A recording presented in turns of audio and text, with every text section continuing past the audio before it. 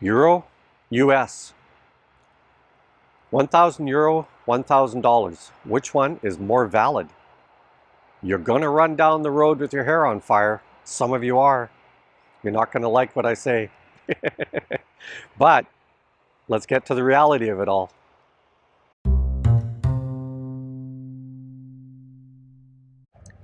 Hey guys, Lynn and I are all about paying it forward. Please like, subscribe, and comment. We are having a little bit of a heat wave here. Now 33 degrees Celsius for Vancouver Island. That is smoking.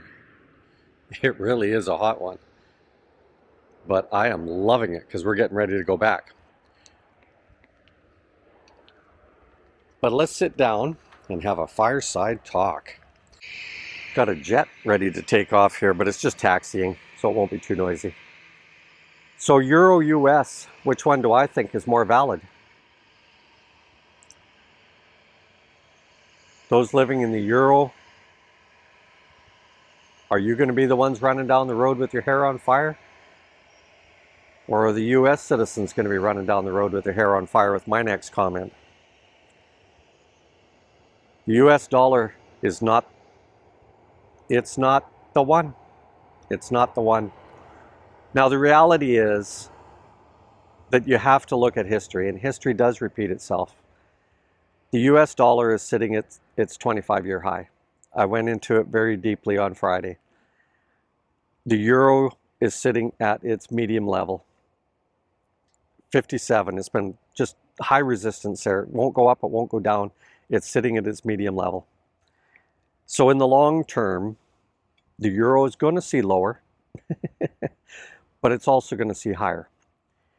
Any change in the euro situation, anything in Europe that changes in a major way, is going to cause the euro to gain confidence and go up. It will. And the US, you are going to see 47 again. I know, you're running down the road with your hair on fire. But that's the stark reality. So be careful of a lot of these vlogs right now, guys, that are saying, can you live on $1,000 US? It's got no validity. First, you have to know what your budget is. Personally, if you're living in Anglais where you can do a lot of walking and stuff like that to get from point A to point B, your taxis are minimum, your Jeeps are minimum, your trikes are minimum. You're doing coffee and maybe a beer, you know, 1 beer a day, you know, that kind of thing. 60,000 pesos is comfortable. For me, it's not about the beer and the coffee, it's movies. I like my movies. So that's my benchmark. US dollar is going to see 47 again. It may even see lower.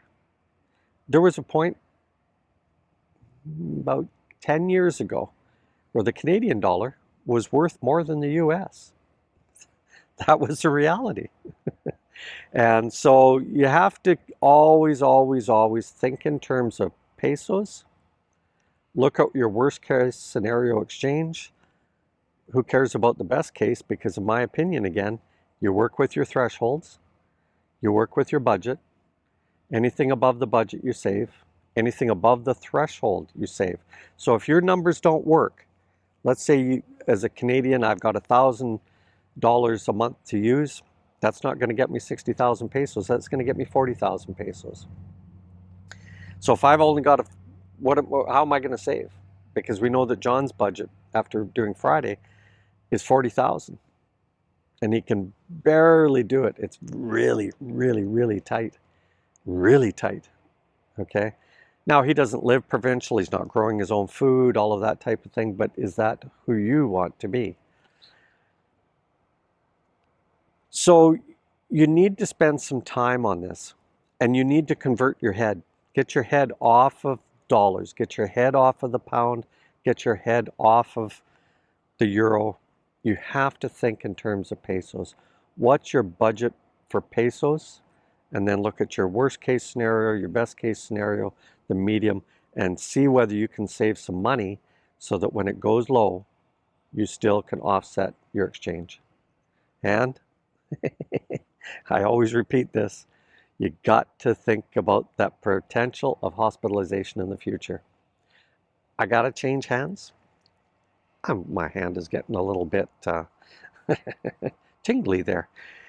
So be cautious of some of those videos right now, guys, because my concern for many of you is that you're going to run the numbers based on current exchange rates, and that will be a death nail because we do keep running into people that go broke there. Stone broke? No. I've only run into one or two. And in those particular situations, really, they had no pension at all, and they were living a high life, and it was being silly. But we do run into, oops, there's been a delay in my check coming or whatever, and they've got to survive for the next 10 days or so with no money or very minimal money, and they've got no food. Can only spoon out the mustard so long, right? So you don't want to be caught up into that. The whole purpose behind all of this is to move from your native country to another country where you can keep your quality of life to what you're used to, maybe not in, obviously not in the same environment, but you're able to do like I like.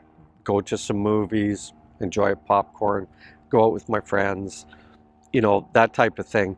But again, we're pretty laid back at 60,000 pesos a month. So, you know, again, be careful, make sure that you're doing proper budgets when you set yourself up to go. And I've done a number of videos on how to furnish your units on a budget, to do it in steps. It's important to have buffer. So you are going to need some savings before you go over there because you're going to have to buy furniture. You may want to check out other locations before you make a final location as to where you're going to nest. So yeah, there we go. I mean, a little bit of a shorter video today, but I need to drive this home because there are a lot of videos right now out there, especially with the strength of the US dollar, saying, can you live on $1,000 a month US? And my answer is maybe. But not long term. Not long term. You have to be thinking in terms of pesos. So if you do enjoy this content, please like, subscribe, comment, and guess what? I'm going to enjoy this sun. Later, Gators. Have a great day.